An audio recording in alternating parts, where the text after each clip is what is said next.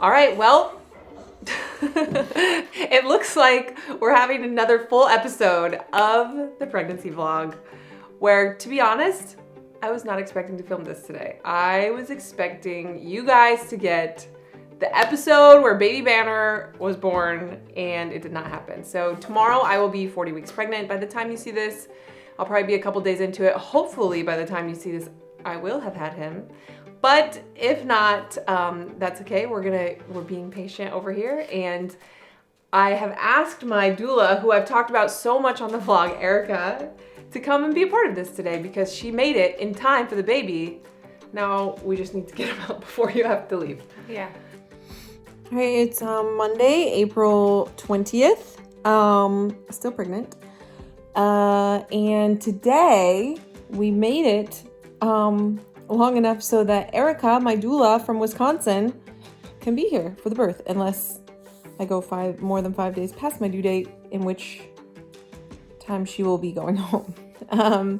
So Erica's here. It's like 2:30 p.m. right now. She landed a few hours ago and had some phone calls that she needed to do, and she's gonna be staying at Julian's mom's house, so she's meeting him over there. And with like all the quarantine and everything, since she was at an airport, she's gonna shower and change her clothes and everything before I see her, before she comes to our house. But yeah, that's super exciting. She's a chiropractor also, so I went to the chiropractor today and got adjusted, but Erica is a chiropractor, and obviously a doula, so she's gonna be able to really help me with my body for the next however long is this baby is in here and after, which is so great, and I'm excited. I've met her only once before, but we've become pretty good friends just through this process, so I'm excited to see her. I am exhausted. I've been really tired the last few days, and the chiropractor is really far away, and I had to drive there. Then I had to drive to the midwives to pick something up, so I'm pretty tired. About to get some food and go for a walk since I've been sitting in the car for so long and my dogs are fighting with each other. Yeah, still over here, still pregnant. So we met each other at the BirthFit Professional Seminar. Yes. Last February in California. I was teaching, and Miranda, you came and submerged yourself into a weekend full of professionals. Yes. And did the thing with us. Yeah, so I met her at a BirthFit seminar, and then when I was looking for a doula, because I live here in Washington and I don't know anyone, I think I was talking to Carolina maybe, or maybe it was even you. I don't remember how I found out that you were a doula and that you were available, but yeah, we've been doing like phone calls once a week this whole time, and we were worried for a while. I've talked a lot about on the vlog about how we were worried that you weren't going to be able to come. Yeah, that was, But she's here, and she made it, and for the last 5 days we've been quarantined in my house, basically hanging out and working out, and she's been doing the street parking workouts with us, which she's a member anyway, but yeah, here we are. It's a little more intense when you're at street parking headquarters. Yeah, she's been pushed by Julian and me, Good a little bit. Okay, we're about to do the Jack by June workout. Is there any truth to activity starting labor? Could be. Started my 4th. Okay, well, we'll see. Hopefully my water won't break during this.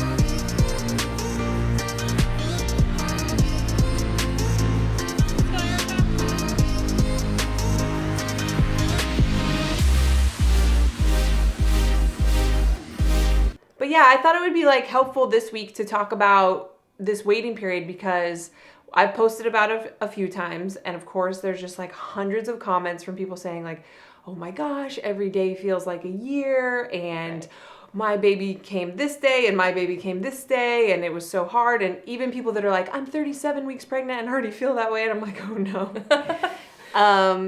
Like to just ask you, because you're a doula and you're here helping me with this situation right now, like what you recommend to people do. Like how do you stay in like a positive headspace when you're waiting? For sure. And I think it's a little different for everyone, but something that I try to focus on or try to encourage parents to focus on is baby is choosing their birth date. So this is a day that's really special. You'll celebrate this for the rest of their life. And this last little bit, this home stretch can, like you said, the days can seem like weeks or months. So it's the fine line between keeping yourself moving, resting when you need to, but also maintaining a little bit of your normal routine so that you don't just get totally bored and then stuck in the waiting game. And I think extra challenge right now for you and pregnant people is there's not a lot of access to go do the things you would maybe normally do. You live in a beautiful area, so it's nice. Get outside. Nature helps. Crafting, if you like to craft. We're going to maybe do some of that. Birth affirmations, and then keeping yourself and your mind busy with positive things. Yeah. I've said like a few times, like it's not like I can like just go to like a day full of movies or something like that, or go walk around. When I lived in California, there were like these really nice outdoor shopping centers with like, you know, where you're getting sun. You can go like, even if it's just like window shopping or buying random stuff for the baby or whatever, you can go just walk around and you're getting walking and you're like out, but none of that's like an option right now. I've been walking a lot still. I've still been walking like, you know, my like mile and a half or whatever a day, and I've been working out. But yesterday we went to the chiropractor, which you are a chiropractor, but this chiropractor was also BirthFit certified and had met you, so she wanted to see you while you were here. And yes, we went out and then we got to go shopping. Yes. That was awesome. It's Wednesday, April 22nd. Obviously, I'm here in bed. I'm actually eating breakfast. So I was like 70% sure that I was starting labor last night from like 11:30 to like 1. But it was weird. I mean, obviously I've experienced labor before, so I know a little bit more about what it feels like. It was weird. I was like, having contractions, which were probably just Braxton Hicks contractions. And then in between, he was moving so much. And I know I've said this like the whole pregnancy, like, oh my gosh, he moves so much. But these were like, he was like flipping around. It was the most and biggest movements I've ever felt. And it lasted for like 2 hours. So I would have like this weird like tightening, and then he would go crazy. Like there's no way I could have slept through, not necessarily the contraction pain, because they weren't that painful or anything, but him moving, it was insane. So I ended up like turning my computer back on and like watching a show, and I was like, oh my gosh, I don't know if this is labor or what's happening, but this is madness. Anyway, I ended up falling asleep at like 2 or so, and then Knox escaped his room somehow, and I came into our room at 6, so I only got like 4 hours of sleep. I'm really tired. He's still moving, not nearly as much as he was, and I'm still having some super random, probably Braxton Hicks, I don't know, type contractions. It's like 8:30 in the morning right now, and I actually have an appointment with the midwife at 10, which we have to go to them because of the stay-at-home order, which sucks because normally, especially at almost 40 weeks pregnant, they would definitely come here. Actually, they are coming here. Now that I think about it, I gotta find out. No, I'm going to them. I should still probably double check. Anyway, so Maybe that's the start of something. Maybe it was just something weird. Who knows? Either way, this baby's gonna come out before too long. And I'm excited, but I'm definitely really tired.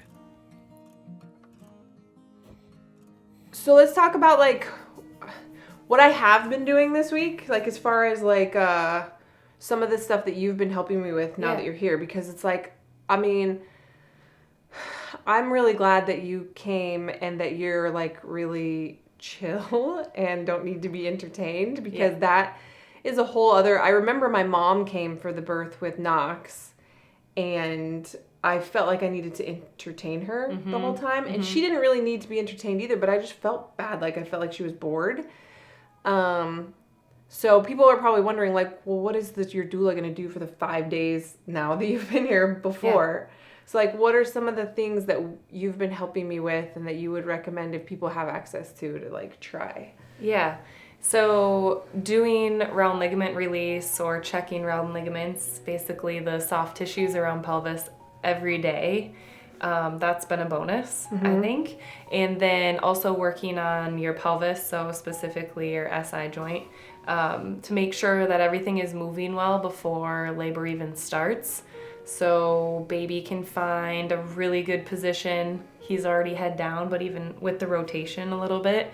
And then it also just helps you to be more comfortable during these last few weeks when things continue to grow and stretch and change a little bit. But yeah.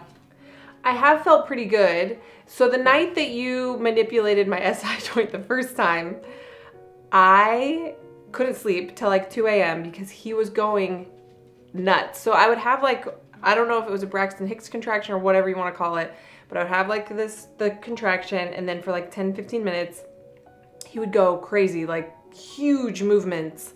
And then it would be like a contraction and then like huge movements, and that repeated for like 2 hours. I was positive that I was like, this was like the start of labor, until it wasn't, because I fell asleep and then I woke up and it wasn't happening anymore. Right. Do you think that was because of like the manipulation that you did? It could be, if he needed to turn a little bit, and then that left SI joint was restricted, and so I just did a little mobilization on it, not even a full adjustment. So if that gave him a little more space, he may have been doing some of that. But it's like at the end when babies feel all the edges of their confinement, that helps their development, but it also helps to progress or propel labor. And for those of you that are at the end of your pregnancy as well, we chatted about how those contractions, I call them practice contractions, are still work towards the big event. It's not for nothing, so it can feel like, okay, here we go, and then nothing, and it can feel a little defeating when you think it's starting. But really, truly, it helps your uterus as a muscle, so it's like part of the workout for the big event. But yeah, it could have been he got a little more space, and then. But you've said he's been he's been wild the whole time. But that was like, this was we went to the midwives the next day on Wednesday, and I was like, you need to make sure he's still like head down. I mean, you had felt him that morning. Well, one thing, you felt him that morning, the next morning when I told you that had happened, and you said he feels lower than he did last night. Yeah. So that was cool. And then they gave the ultrasound too, just because I told them like he was moving so much, I wouldn't be surprised if he was in a completely different position. So they checked him and his head was down, and they said he was super low. Yeah. And I'm like kind of also like latched on and holding on to this idea that like hopefully all of this, because it happened that night really aggressively, but then I've been having similar things happen for the last like 3 days. I'm hoping that that's like going to shorten that first part of the labor. Ideally. Yeah. So we'll see. With that, but it's like I think the reason that you get so exhausted is because it's like an adrenaline rush every time you get like 2 or 3 contractions in a row like that. You're like, oh my gosh, this is it finally, and then they stop, and you're like, oh, it's like up and down and up and down. Yeah, right. It's been a lot of that. The mental component. Yeah.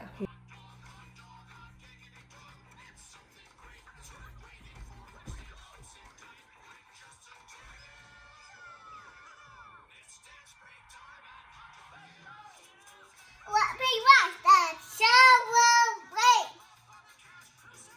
let's leave them with this. Talk Baila, about baila, mama. due dates and what your thoughts are about them and like what you know about their accuracy and that kind of thing. Yeah, so I would love if we would start going a little more by a due month. Typically it's like 38 to 42 weeks, and first time pregnancy tends to be more around 41 and 3, 41 weeks and 3 days. And mentally it's just exhausting if you think, 40 weeks and then everybody wants to go early. So then you get your mind set on even earlier, and then that's again where some of the days can feel super long. But I mean, some people won't even tell the exact due date because they know people will start to pester about, baby here yet? What's going on? But yeah, I really wish it was more of a due month and they come exactly when they're ready to.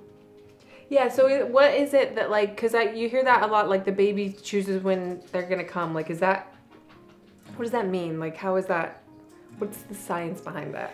So what's really interesting is that we don't yet know exactly what starts labor. They think it may be a release from the lungs from the baby's lungs that starts it. Like a signal to the body basically that lungs are ready to go. But I think it's kind of crazy that it's 2020 and we still can't like completely nail down what it is. Wow. Yeah. That's cool. That's crazy. Well, I've decided that baby Banner is trying to show brother Knox that he can beat him before he even comes out of the womb by staying in there longer than he did. PR pregnancy. And so he's trying to establish dominance before he even comes out. Because he hears Knox every day asking for him to come out and telling him to come out. And he's just in there laughing to himself, being like, not today, bro. I'm going to like show you that. You don't tell me what to do. Yeah. So hopefully he gives up on that soon. Right. And we don't have another episode, but who knows? Until then, I'm just going to try to not go crazy. Yeah. I'll help you. We have until Wednesday when you leave. Right. Wednesday, right? Yes. Okay. It's Friday, April 24th, and I am still pregnant.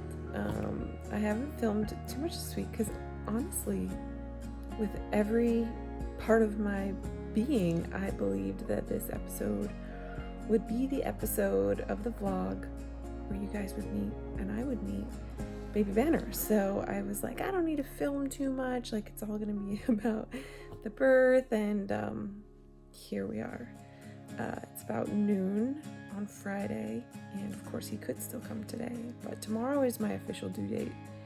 And because Knox was born 2 days late, I don't know, I had in my mind, or maybe I've read somewhere or several places, that your second baby usually comes earlier than your first. So I assumed if Knox was 2 days late, Banner might be, who knows, 2 days early or something like that. But here we are. I started having like a lot of movement from him and what felt like contractions different than the regular Braxton Hicks contractions on Tuesday night actually, and they've just been consistent but super irregular, and sometimes I'll go hours without feeling anything, and then sometimes I'll have 3 that almost seem like they're in a pattern and then they just go away. And yeah, I had a little bit of like a meltdown yesterday, just kind of,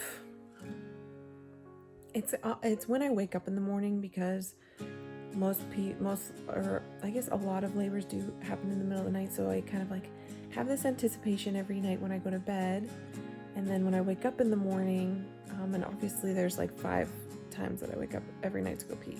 When I'm like officially awake for the day, it's kind of like this little mini letdown of like, well, there's another day that passed, and he's still not here. So it kind of had gotten to the point yesterday and the day before of where I wasn't working at all anymore. I didn't really have anything else to do. We're in quarantine, so it's not like I can go to a movie or something, a restaurant, to take my mind off of it. So I'm just kind of here overanalyzing every single little feeling, every like, you know, just waiting, and it had gotten to like maybe a little bit of like an unhealthy place for me. So today I showered. I'm gonna blow dry my hair and curl my hair. I'm gonna do some work on my computer, still go for my walks and stuff like that, but I just need to get out of this like waiting headspace. There was a few nights I didn't sleep very well because I was just certain that he was gonna come, and so I was, like a cow Christmas / terrified, excited, and didn't get good sleep. So I just need to get out of that headspace. I had a midwife appointment, and they did confirm that he's way lower than he was, and everything, but who knows? They don't really do any sort of intervention or anything like that until at least 41 weeks, so that's still one more whole week. He's still moving a ton and everything, but yeah, I'm just here waiting, and it's really, unless you've been through this, you can't describe or understand how long it feels or how hard it feels. So it's tough, but here we are.